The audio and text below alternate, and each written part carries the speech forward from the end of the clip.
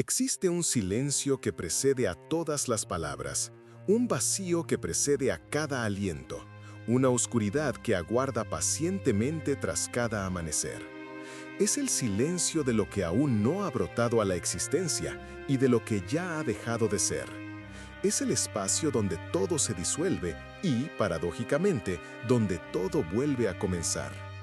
Friedrich Nietzsche, el pensador de montañas y abismos, aquel que bailó al borde del precipicio existencial, comprendió una verdad que la mayoría de los mortales evade durante toda su vida: que la muerte no es la enemiga de la vida, sino su más íntima compañera, su sombra fiel, su espejo más oscuro. Y frente a ese espejo, Nietzsche no tembló, no suplicó, no huyó. Hizo algo que la humanidad tacha de locura o herejía: rió. Rió con la fuerza de quien ha comprendido que la tragedia y la comedia son hermanas inseparables, que lo sublime y lo absurdo duermen en la misma cama, y que solo quien acepta el fin puede celebrar verdaderamente el instante. Imaginemos por un momento una escena. Un hombre solo en una modesta habitación de Turín, Italia, en el año 1889. Las paredes están desnudas y la luz que se filtra por la ventana es fría y gris como el invierno europeo. Ese hombre es Friedrich Nietzsche y se encuentra al borde del colapso mental que lo precipitará al silencio definitivo de la locura. Pero en ese instante, justo antes de que su mente se fracture como un cristal antiguo, surge una lucidez feroz, una claridad dolorosa. Nietzsche mira por la ventana y observa a un cochero golpeando brutalmente a un caballo. En ese mismo instante, algo se quiebra en su interior. Se precipita a la calle, abraza al animal, llora y susurra palabras incomprensibles. Algunos dirán que fue el inicio de su demencia. Otros, aquellos que conocen su obra, que han descendido con él a las profundidades de la existencia, comprenden que fue el último acto de amor de un hombre que había enseñado al mundo a amar el destino, a decir sí a la vida en toda su crudeza y esplendor. Fue el gesto de quien había predicado el amor fati, el amor al propio destino, incluso cuando éste se manifiesta como sufrimiento, incluso cuando éste es la muerte misma. Nietzsche nació en 1844 en el seno de una familia profundamente religiosa. Su padre era pastor luterano, y el pequeño Friedrich creció rodeado de himnos, plegarias y la promesa de la vida eterna. Pero la muerte irrumpió tempranamente en su vida. A los 5 años, su padre falleció a causa de una enfermedad cerebral. Poco después, su hermano menor también sucumbió. El niño Nietzsche quedó rodeado de mujeres enlutadas, de lágrimas y oraciones, de un silencio tan pesado como una piedra de tumba. Y algo comenzó a gestarse en su interior, una pregunta que lo perseguiría incansablemente toda su vida. ¿Por qué el ser humano debe consolarse con mentiras piadosas cuando la verdad, por brutal que sea, es lo único que puede hacerlo libre? Esa pregunta lo condujo por caminos que la mayoría teme recorrer, caminos donde Dios muere, donde los valores se invierten y donde la moral tradicional se revela como una mera máscara del miedo. En esencia, la filosofía de Nietzsche es una filosofía de la afirmación vital frente a la ineludible certeza de la muerte.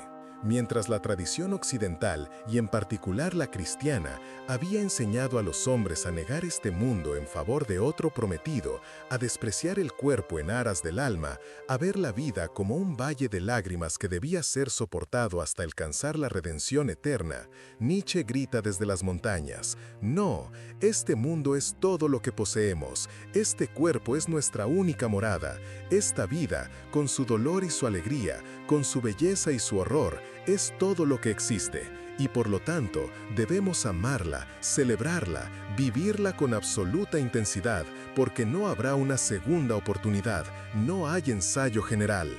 No existe un más allá que compense las oportunidades perdidas. Cuando Nietzsche proclama la muerte de Dios, no está simplemente haciendo una declamación atea. está señalando el colapso de todo un sistema de significado, de una estructura completa que durante milenios había protegido al ser humano del terror del vacío.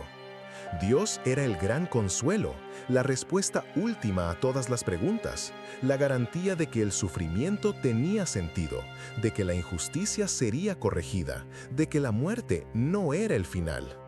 Pero si Dios ha muerto, si esa red de seguridad se ha desgarrado, entonces el ser humano queda suspendido sobre el abismo, mirando de frente al vacío sin mediaciones, sin consuelos, sin anestesia. Y es ahí donde comienza la verdadera prueba. ¿Puede el ser humano mirar ese abismo sin enloquecer? ¿Puede vivir plenamente sabiendo que todo es transitorio, que todo perece, que no hay garantías ni una justicia cósmica?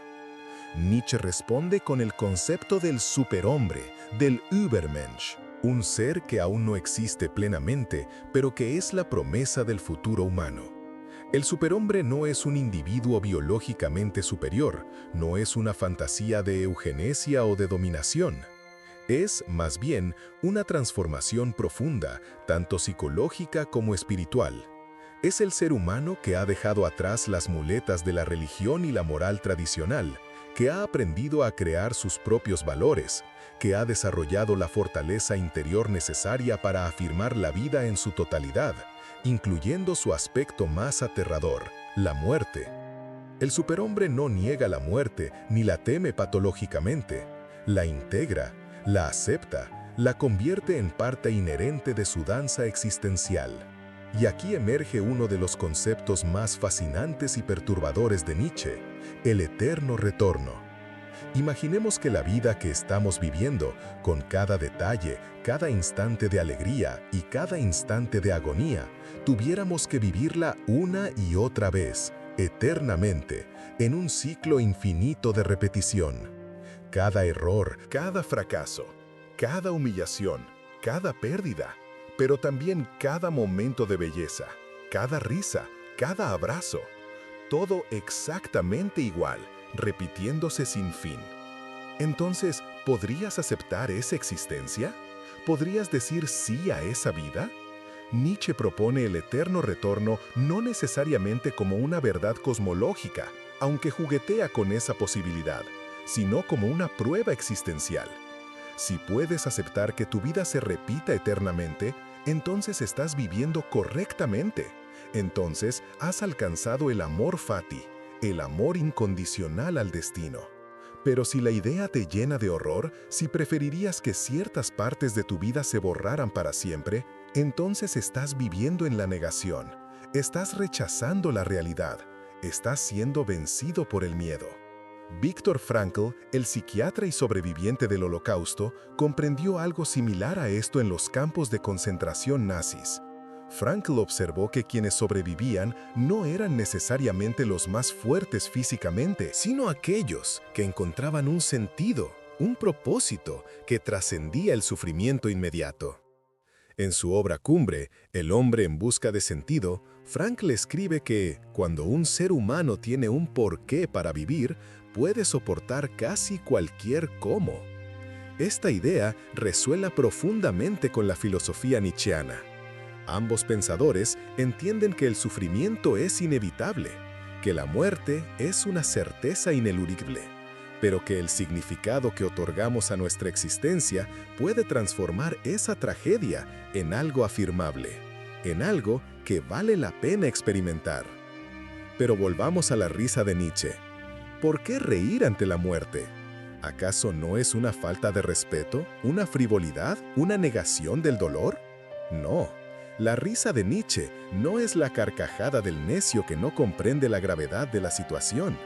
Es la risa del sabio que ha comprendido algo fundamental, que la seriedad con la que los seres humanos se toman a sí mismos es, en gran medida, una profunda ilusión. Nos creemos el centro del universo. Pensamos que nuestros dramas personales tienen una importancia cósmica. Actuamos como si fuéramos inmortales en nuestros planes y ambiciones. Pero la muerte nos recuerda, con brutal honestidad, que somos finitos, transitorios, insignificantes en la inmensidad del tiempo cósmico. Y existen solo dos formas de responder a esta verdad, con desesperación nihilista o con una risa liberadora. La desesperación nihilista nos dice, si todo termina en muerte, si nada permanece, si todo esfuerzo es fútil, entonces nada importa y no hay razón para continuar. Es la postura que Nietzsche denomina nihilismo pasivo, el agotamiento del espíritu que se rinde ante el absurdo. Pero Nietzsche propone otra vía, el nihilismo activo, aquel que reconoce el vacío de significado objetivo, pero que decide crear su propio sentido, que acepta la transitoriedad, pero que por eso mismo elige vivir con mayor intensidad, que mira a la muerte y le sonríe, no por ignorancia, sino por una comprensión profunda. Albert Camus, el existencialista francés, exploraría décadas después una idea similar en El mito de Sísifo. Sísifo es condenado por los dioses a empujar una roca enorme hasta la cima de una montaña, solo para verla rodar de nuevo hasta el valle y repetir esta tarea eternamente. Es la imagen perfecta del absurdo, del esfuerzo sin sentido, de una vida que termina siempre en muerte sin haber alcanzado ninguna meta definitiva. Pero Camus concluye que debemos imaginar a Sísifo feliz. ¿Y por qué? Porque Sísifo ha aceptado su destino, ha dejado de esperar que los dioses cambien las reglas, ha abandonado toda esperanza de un significado trascendente. Y es en esa aceptación donde encuentra una libertad paradójica. La roca es suya, la tarea es suya, la vida es suya, y puede vivirla plenamente, momento a momento, sin la ansiedad de quien siempre espera algo más. Este es el coraje del que habla Nietzsche, no la valentía del soldado que marcha hacia el enemigo, sino la valentía más profunda y difícil de quien acepta la condición humana sin consuelos metafísicos. Es fácil ser valiente cuando crees que Dios está de tu lado, cuando piensas que hay vida después de la muerte, cuando imaginas que el universo tiene un plan para ti. Es infinitamente más difícil ser valiente cuando comprendes que estás solo, que no hay red de seguridad, que la muerte es definitiva y que el universo es indiferente a tu existencia. Y sin embargo, Nietzsche insiste en que solo desde ese lugar de total ausencia de ilusiones puede surgir una afirmación genuina de la vida. Los antiguos estoicos, especialmente Séneca, Marco Aurelio y Epicteto, habían desarrollado siglos antes una filosofía similar en ciertos aspectos. Para los estoicos, la muerte no es un mal, porque no es algo que pueda dañar nuestra virtud, que es lo único verdaderamente valioso. Marco Aurelio escribía en sus meditaciones que debemos considerar cada día como si fuera el último, no para vivir en la paranoia, sino para vivir con plena conciencia, sin postergar lo esencial, sin perdernos en trivialidades. Séneca, en sus cartas a Lucilio, insiste en que no es que tengamos poco tiempo, sino que desperdiciamos una enorme cantidad de él. La mayoría de las personas, dice Séneca, viven como si fueran a existir eternamente, posponiendo la verdadera vida para un mañana que nunca llega, hasta que un día despiertan en su lecho de muerte y se dan cuenta de que en realidad nunca vivieron. Nietzsche admiraba a los estoicos por su fortaleza, pero él va más allá. Mientras los estoicos buscaban la ataraxia, la tranquilidad del alma mediante la aceptación racional del destino, Nietzsche busca algo más dionisíaco, más apasionado. No solo aceptar la vida con serenidad, sino celebrarla con éxtasis. No solo soportar el sufrimiento con ecuanimidad, sino transformarlo en arte, en danza, en pura creación. Para Nietzsche, la vida es fundamentalmente caos, devenir, un cambio perpetuo. No existe un orden racional subyacente, como creían los estoicos. Lo que existe es la voluntad de poder, esa fuerza creativa y destructiva que impulsa toda existencia. Y el ser humano superior aprende a surfear ese caos, a crear belleza desde el horror, a reír donde otros solo lloran. Carl Jung, el psicólogo analítico suizo, comprendió que la muerte no es solo un evento biológico final, sino un arquetipo que opera en la psique humana desde el nacimiento. La muerte, para Jung, es un símbolo de transformación. En los sueños, la muerte raramente significa una muerte literal, más bien representa el fin de una fase de la vida, la muerte del ego, la disolución de una identidad obsoleta que debe morir para que nazca algo nuevo. Jung insistía en que la individuación, el proceso de convertirnos en quien realmente somos, requiere múltiples muertes simbólicas. Debemos dejar morir al niño para que nazca el adolescente, al adolescente para que emerja el adulto, al adulto ingenuo para que surja el ser consciente y maduro. Resistirse a estas muertes psicológicas es condenarse a la neurosis, a la inmadurez y al estancamiento. Nietzsche vivió en carne propia este proceso de transformación continua. Su obra evoluciona constantemente. Cada libro destruye y reconstruye las ideas del anterior. En El nacimiento de la tragedia, su primer libro, explora la tensión entre lo apolíneo y lo dionisíaco en la cultura griega. Lo apolíneo representa el orden, la forma, la belleza serena, la ilusión que nos protege del caos. Lo dionisíaco, por su parte, representa la embriaguez, la disolución del yo, la conexión con las fuerzas primordiales de la naturaleza, el caos creativo. La tragedia griega, según Nietzsche, alcanzó su grandeza porque equilibró ambas fuerzas. Pero la cultura occidental, bajo la influencia de Sócrates y el cristianismo, privilegió lo apolíneo, la razón, la negación del cuerpo y los instintos. Y así se volvió débil, decadente, temerosa de la vida. En Así habló Zaratustra, Nietzsche da forma a su obra más poética y profética. Zaratustra desciende de la montaña después de 10 años de soledad para enseñar al ser humano sobre el superhombre, el eterno retorno y la muerte de Dios. Pero descubre que la humanidad se niega a escuchar. Prefiere sus consolaciones baratas, su moral de rebaño, su confortable mediocridad. Zaratustra se desespera, duda, pero finalmente comprende que debe predicar no para las masas, sino para aquellos pocos que tienen oídos para escuchar y corazones lo suficientemente valientes para aceptar la verdad. Y una de las verdades que Zaratustra proclama es esta: aprende a morir en el momento justo. No te aferres a la vida cuando ya no puedes vivirla con dignidad. No te conviertas en una sombra de ti mismo. Muere como el sol se oculta, con plenitud y esplendor. No como una vela que se consume patéticamente hasta el último aliento. Esta idea escandaliza a muchos, pues suena peligrosamente cercana a la glorificación del suicidio. Pero Nietzsche no está promoviendo la muerte voluntaria, impulsiva o desesperada. Está hablando de algo más profundo. La conciencia de que hay momentos en la vida en los que aferrarse a la existencia a cualquier costo es indigno, en los que la calidad de la vida ha sido tan degradada que la muerte se convierte en una liberación. Y más ampliamente, está hablando de la importancia de vivir de tal manera que, cuando la muerte llegue, puedas aceptarla sin amargas lamentaciones por una vida no vivida. Heidegger, el filósofo alemán del siglo XX, desarrollaría estas intuiciones nietzscheanas en su concepto del ser para la muerte. Para Heidegger, la mayoría de los seres humanos viven lo que él llama la inautenticidad, perdidos en la cotidianidad, en el se dice, en las opiniones masificadas, sin confrontar nunca realmente su propia existencia singular. La autenticidad, por contraste, surge cuando el ser humano enfrenta su propia muerte, su posibilidad más íntima, aquella que nadie puede experimentar por él.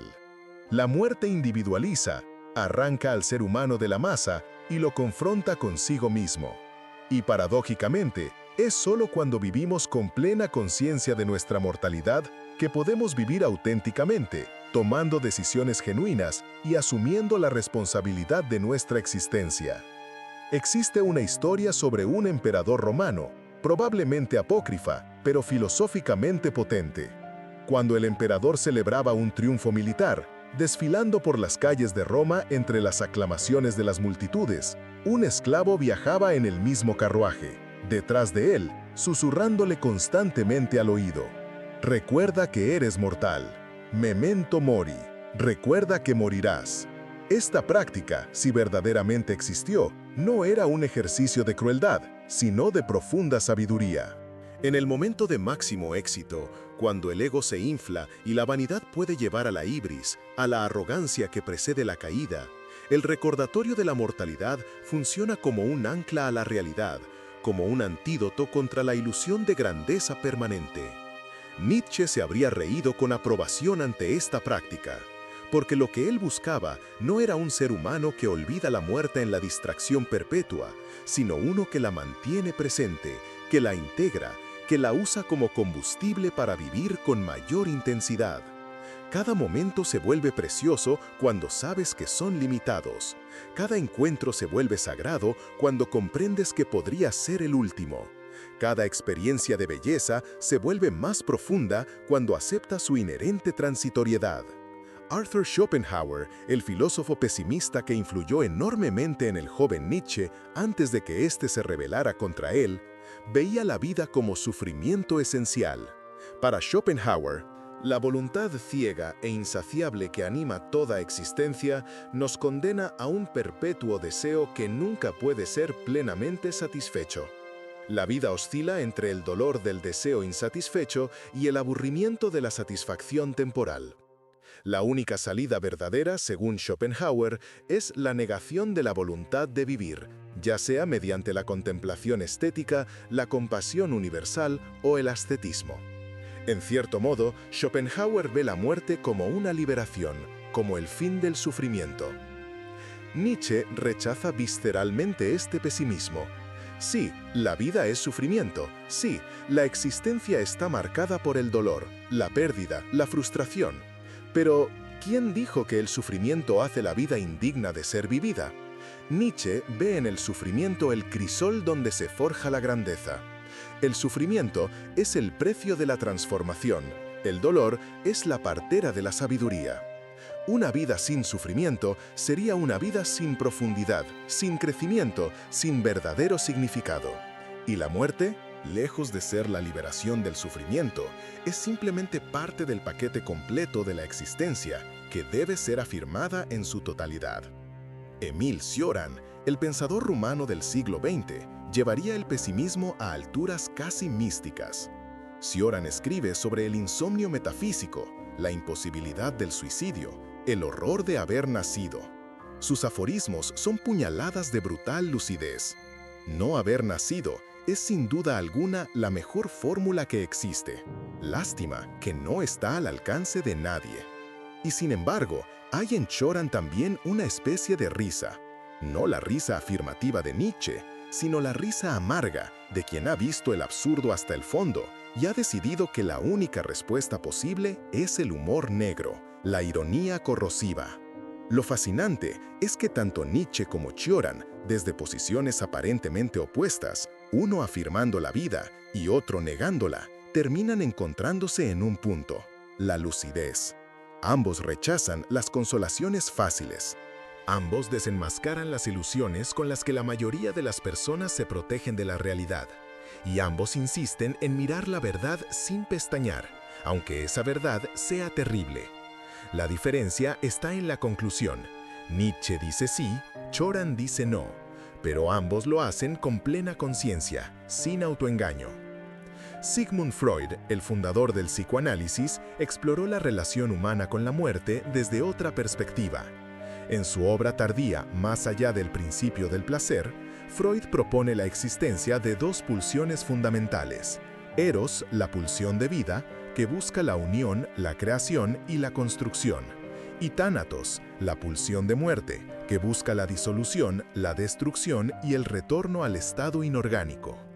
Esta teoría fue controversial incluso entre los psicoanalistas, pero apunta a algo profundo: que dentro de cada ser humano existe no solo el deseo de vivir, sino también, paradójicamente, una atracción hacia la muerte, hacia el cese de la tensión, hacia el descanso final. Nietzsche habría objetado la universalización de esta pulsión de muerte. Para él, lo que Freud llama tánatos es simplemente decadencia, debilidad vital, la enfermedad de una cultura que ha perdido su fuerza. Los seres humanos verdaderamente sanos, los espíritus afirmativos, no desean la muerte como un fin en sí mismo. Desean la vida en toda su intensidad y aceptan la muerte como parte necesaria del ciclo, pero no como una meta en sí. La diferencia es sutil, pero crucial. Nietzsche utiliza repetidamente una imagen, la del funambulista, aquel que camina en la cuerda floja. El ser humano, dice Nietzsche, es una cuerda tendida entre el animal y el superhombre, una cuerda sobre un abismo. Lo peligroso es cruzar, lo peligroso es estar en el camino, lo peligroso es mirar atrás, lo peligroso es detenerse. Esta imagen captura perfectamente la visión nietzscheana de la existencia. Somos seres en tránsito, en perpetua transformación, suspendidos sobre el vacío. No hay piso firme bajo nuestros pies, no hay garantías, no hay salvación asegurada. Todo es riesgo, todo es peligro. Y sin embargo, debemos avanzar, debemos atrevernos, debemos bailar sobre esa cuerda, incluso sabiendo que podemos caer. La caída, cuando llega, es la muerte. Pero Nietzsche sugiere que existen formas dignas e indignas de caer. Caer porque has osado, porque has intentado cruzar, porque has vivido con audacia. Esa es una caída noble. Caer porque nunca te atreviste a subir a la cuerda, porque viviste en el miedo y la mediocridad. Esa es una caída patética. Al final, todos caemos. La pregunta no es si caeremos, sino cómo habremos caminado antes de la caída. Viktor Frankl relata una historia conmovedora de sus días en Auschwitz. Había un hombre en el campo, un prisionero, que había sido músico en su vida anterior. Cada noche, este hombre silbaba una melodía, siempre la misma, una pequeña pieza de Mozart. Los demás prisioneros, agotados, hambrientos, brutalizados, se detenían a escuchar esos pocos minutos de belleza en medio de aquel infierno. Algunos lloraban, otros simplemente cerraban los ojos. Y Frankl comprendió que ese hombre, aún en las condiciones más degradantes imaginables, aún rodeado de muerte constante, había encontrado una forma de afirmar la dignidad humana, de crear belleza, de mantener vivo el espíritu. Ese hombre estaba haciendo exactamente lo que Nietzsche proponía, decir sí a la vida, incluso cuando ésta parece un no rotundo. La risa de Nietzsche ante la muerte no es entonces desprecio ni frivolidad, es reconocimiento. Es la risa de quien ha visto el abismo y ha decidido que éste no tendrá la última palabra. Es la risa del creador, del artista de la propia vida, de quien entiende que si la existencia no posee un significado dado, entonces ese significado debe ser creado. Que si los dioses están muertos, entonces el ser humano debe aprender a ser su propio Dios, no en el sentido de una omnipotencia delirante, sino en el sentido de una autonomía radical, de una responsabilidad total por la propia existencia. Hay una pregunta que Nietzsche plantea una y otra vez, de diferentes formas. ¿Qué has hecho con tu vida? No en términos de logros externos, de reconocimiento social, de riqueza acumulada, sino en términos de autenticidad, de valentía, de transformación interior. ¿Has vivido tu propia vida o la vida que otros esperaban de ti? ¿Has creado tus propios valores o simplemente has aceptado los valores heredados? ¿Has osado pensar tus propios pensamientos o solo repites ideas ajenas? Estas preguntas no son meramente teóricas, son existenciales. Y la muerte es el momento final de evaluación, no un juicio de ningún Dios, sino tu propio juicio. Marco Aurelio escribió: «Pronto lo olvidarás todo, pronto todos te olvidarán». Es una meditación sobre la transitoriedad y la insignificancia cósmica de nuestra existencia individual. En unos pocos años nadie recordará tu nombre, tus logros serán polvo, tu legado se disolverá. Para muchos, este pensamiento es paralizante, deprimente, pero para los estoicos y para Nietzsche es liberador. Si todo será olvidado, si nada permanece, entonces estás libre de la ansiedad de la inmortalidad, de la necesidad de construir monumentos a tu ego. Puedes simplemente vivir plenamente, en el presente, sin la carga del futuro. Existe una paradoja en el corazón de la filosofía nietzscheana. Por un lado, insiste en la creación de grandes obras, en la transformación cultural, en dejar una marca. Por otro lado, abraza la transitoriedad, la destrucción creativa, la danza dionisíaca que disuelve todas las formas. La resolución de esta paradoja reside en comprender que la creación no es para la posteridad, sino para el presente. Creas porque es tu naturaleza crear, porque la creación es la expresión de tu voluntad de poder, de tu fuerza vital. Que esa creación perdure o no es secundario. Lo importante es el acto mismo de crear. La transformación que produces en ti mismo mediante la creación. Nietzsche escribió sus libros sabiendo que probablemente no serían leídos en su época, que él mismo moriría en la oscuridad y el olvido. Y así fue. Cuando colapsó mental y físicamente en 1889, tenía apenas 44 años. Pasó los últimos 11 años de su vida en estado de demencia, cuidado por su madre y luego por su hermana. No reconocía a nadie, no hablaba coherentemente. Era una sombra del pensador brillante que había sido. Su hermana, Elizabeth, manipuló sus manuscritos inéditos, distorsionando sus ideas para alinearlas con ideologías nacionalistas y antisemitas que Nietzsche había despreciado. Solo décadas después de su muerte, su obra fue redescubierta, reinterpretada, y Nietzsche fue reconocido como uno de los pensadores más influyentes de la modernidad. Existe una ironía cruel en este destino. El filósofo que predicó la fortaleza mental, que exaltó la claridad de pensamiento, que construyó una filosofía de la afirmación vital, terminó sumido en la locura y la dependencia. ¿Invalida esto su filosofía? Al contrario, la profundiza. Nietzsche vivió hasta el final la lección que enseñaba, que el sufrimiento no resta valor a la vida, que la tragedia no cancela la belleza, que incluso en la derrota hay dignidad si se ha luchado con autenticidad. Su colapso mental no fue una rendición voluntaria, fue el precio biológico de una mente que ardió con demasiada intensidad, que exploró territorios psicológicos que la mayoría no se atreve a tocar. Jung diría que Nietzsche descendió demasiado profundamente en el inconsciente colectivo, sin las defensas psicológicas adecuadas, que se identificó demasiado con los arquetipos del héroe y el profeta, hasta perder el contacto con su ego personal. Jung veía en la locura de Nietzsche una advertencia sobre los peligros de la inflación psíquica, de un ego que se cree capaz de enfrentar solo las fuerzas primordiales de la psique. Pero Jung también admiraba el valor de Nietzsche, su brutal honestidad, su negativa a conformarse con verdades a medias.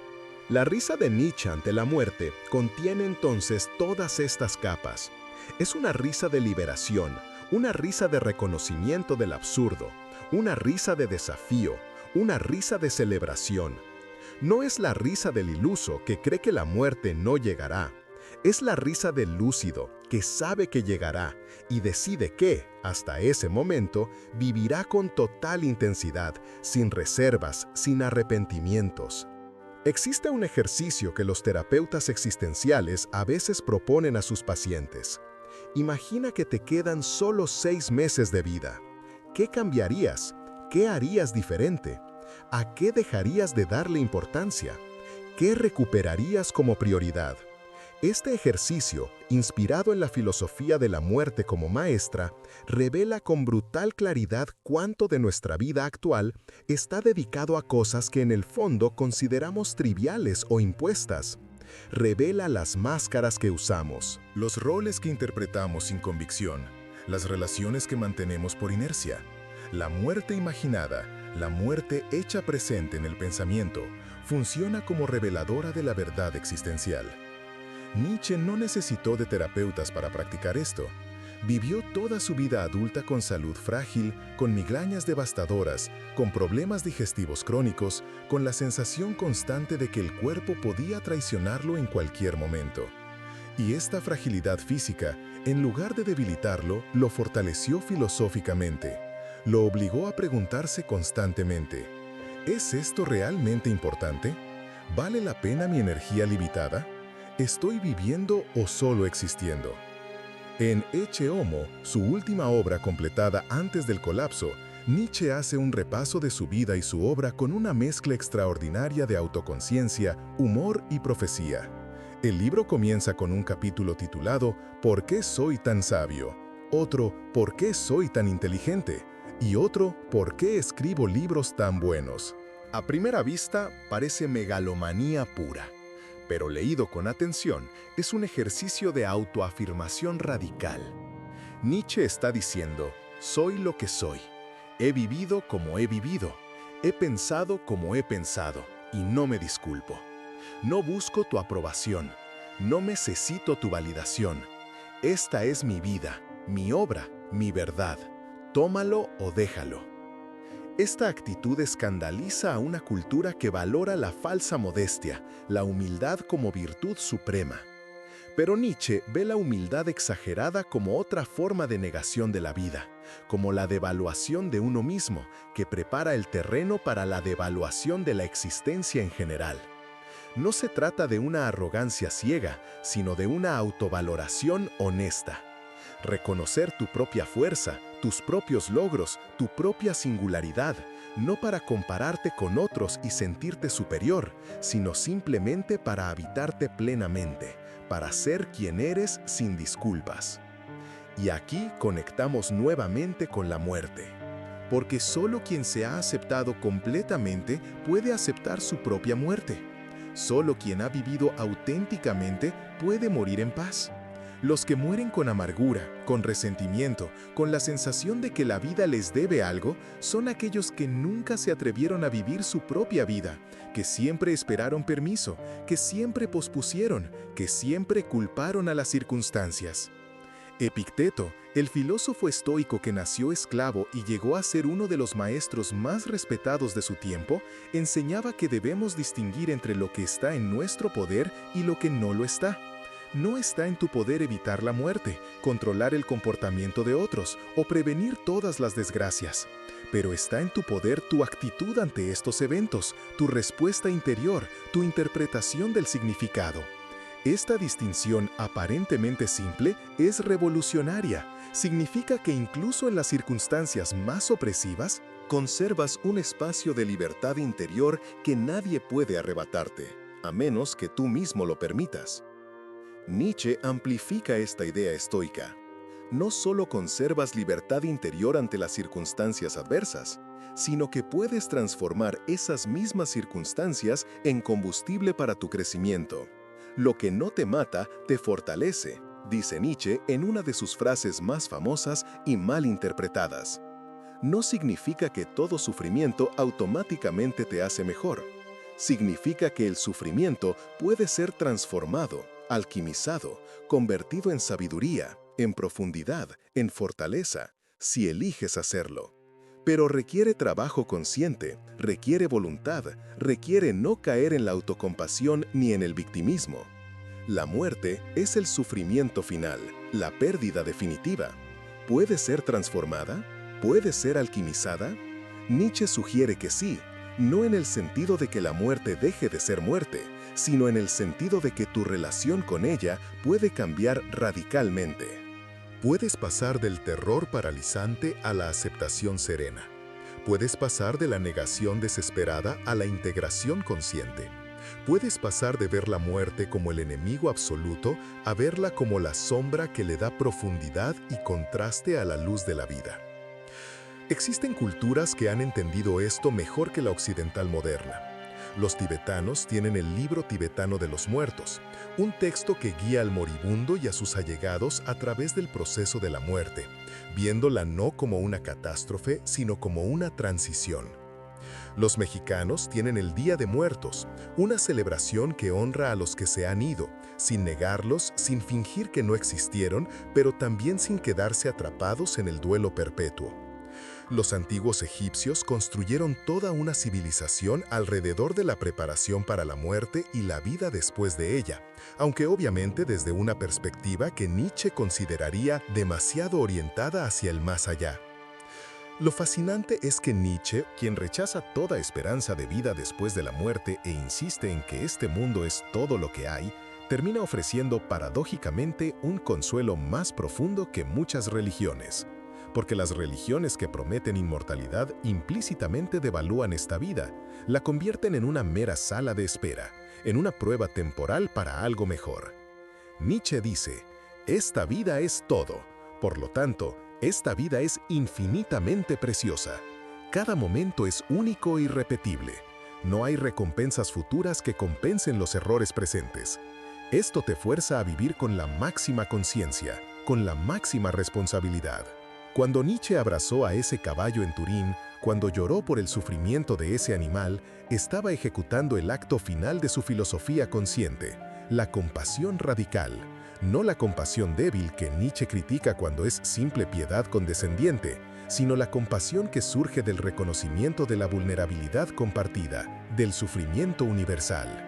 El caballo, como Nietzsche, como todos nosotros, es un ser finito, sujeto al dolor y a la muerte. Y en ese momento de lucidez brutal antes de la locura, Nietzsche no filosofó, no teorizó, simplemente actuó desde el corazón, desde la parte de él que siempre había sabido que la vida, a pesar de todo el sufrimiento, merece ser protegida, abrazada y amada. Los últimos años de Nietzsche fueron un silencio, pero quizás ese silencio sea el más elocuente de todos sus mensajes. Después de haber hablado tanto, de haber escrito tanto, de haber gritado tanto contra la sordera de su época, llega el momento del silencio. Y en ese silencio hay algo que se parece a la paz, aunque sea la paz de quien ha dejado de luchar porque el cuerpo y la mente ya no pueden más. No es la paz que él habría elegido, pero es la paz que le llegó. Existe dignidad incluso en esa rendición involuntaria, porque Nietzsche luchó hasta el final de su lucidez, no se rindió mientras tuvo fuerzas. Cuando colapsó, no fue por debilidad de voluntad, sino por límites biológicos. Y esto también es parte del mensaje, que somos seres encarnados, que la mente depende del cuerpo, que la voluntad más fuerte no puede superar indefinidamente las limitaciones materiales. Hay algo humillante en esto para el ego que se cree invencible, pero hay también algo liberador. No tienes que ser superhombre todo el tiempo, no tienes que soportar lo insoportable indefinidamente. Existe un límite, y reconocer ese límite no es fracaso, es honestidad. La risa de Nietzsche ante la muerte, entonces, no es la última palabra. La última palabra es el silencio. Pero entre la risa y el silencio se extiende toda una vida de búsqueda, de lucha, de creación. Está el esfuerzo titánico de un hombre que intentó transvaluar todos los valores, que quiso enseñar a la humanidad a bailar, que soñó con un futuro donde los seres humanos serían más fuertes, más honestos y más libres. ¿Tuvo éxito? Solo parcialmente. Nietzsche influyó profundamente en el pensamiento posterior, en la literatura, en la psicología y en el arte. Pero también fue mal interpretado, distorsionado, usado para justificar ideologías que él habría aborrecido. Su hermana manipuló sus escritos para hacerlos parecer pro-nacionalismo alemán y antisemitas, cuando Nietzsche había sido un crítico feroz del nacionalismo y había denunciado el antisemitismo repetidamente. Los nazis intentaron apropiarse de Nietzsche como su filósofo oficial, ignorando o tergiversando todo lo que no se ajustaba a su agenda. Esta historia de malinterpretación es en sí misma una enseñanza sobre la muerte. Cuando mueres, pierdes el control sobre tu legado. Otros interpretarán tu vida, tus palabras, tus acciones de maneras que nunca anticipaste y frecuentemente de maneras que traicionan tus intenciones. Esta es otra forma de muerte, la muerte del significado que intentaste crear. Y sin embargo, algo sobrevive, a pesar de todas las distorsiones. El núcleo de la filosofía nietzscheana sigue vivo, sigue desafiando y sigue inspirando a quienes buscan vivir con mayor autenticidad y coraje. La muerte de Nietzsche llegó finalmente en agosto de 1900, 11 años después de su colapso mental. Tenía 55 años. Murió probablemente de neumonía, su cuerpo finalmente sucumbiendo después de tanto sufrimiento. No hay registro de sus últimas palabras, si es que tuvo alguna. Probablemente murió en silencio, quizás en paz, quizás en confusión. Nadie puede saberlo. Pero su muerte física fue solo el final biológico de una historia que ya había terminado 11 años antes, cuando su mente se fracturó. Y aquí surge una pregunta final. ¿Cómo habría querido Nietzsche ser recordado? Probablemente no con solemnidad reverente, no con estatuas y monumentos, ni con seguidores ciegos que repiten sus palabras sin pensar. Habría querido ser recordado como aquel que se atrevió a pensar lo impensable, a cuestionar lo incuestionable, A reír donde todos lloraban. Habría querido que su obra sirviera no como dogma, sino como estímulo, como provocación, como invitación a que cada quien piense por sí mismo, viva por sí mismo y cree sus propios valores. El coraje de reír ante la muerte no es, entonces, una receta que puedes aprender y aplicar mecánicamente. Es una actitud existencial que brota de la profunda comprensión de la naturaleza de la vida, de la aceptación total de la finitud, del desarrollo de la fortaleza interior necesaria para afirmar tu existencia plenamente. Es el resultado de un largo proceso de transformación, de múltiples muertes simbólicas del ego, de constante confrontación con las ilusiones que nos consuelan pero nos debilitan. Nietzsche nos dejó un mapa, no un destino. Nos mostró un camino, no nos obligó a recorrerlo. Y el camino pasa por lugares oscuros, por valles de sufrimiento, por montañas de soledad, pero promete algo que los caminos fáciles nunca pueden ofrecer: autenticidad. Libertad interior. La posibilidad de mirar tu propia muerte sin temblar, porque habrás vivido tu propia vida sin mentiras. Y cuando llegue ese momento final, cuando la oscuridad se cierre y el silencio se instale, quizás puedas hacer lo que Nietzsche sugiere: sonreír. No porque la muerte sea buena, no porque no duela, no porque no pierdas todo, sino porque viviste, realmente viviste, y eso nadie puede quitártelo, ni siquiera la muerte misma.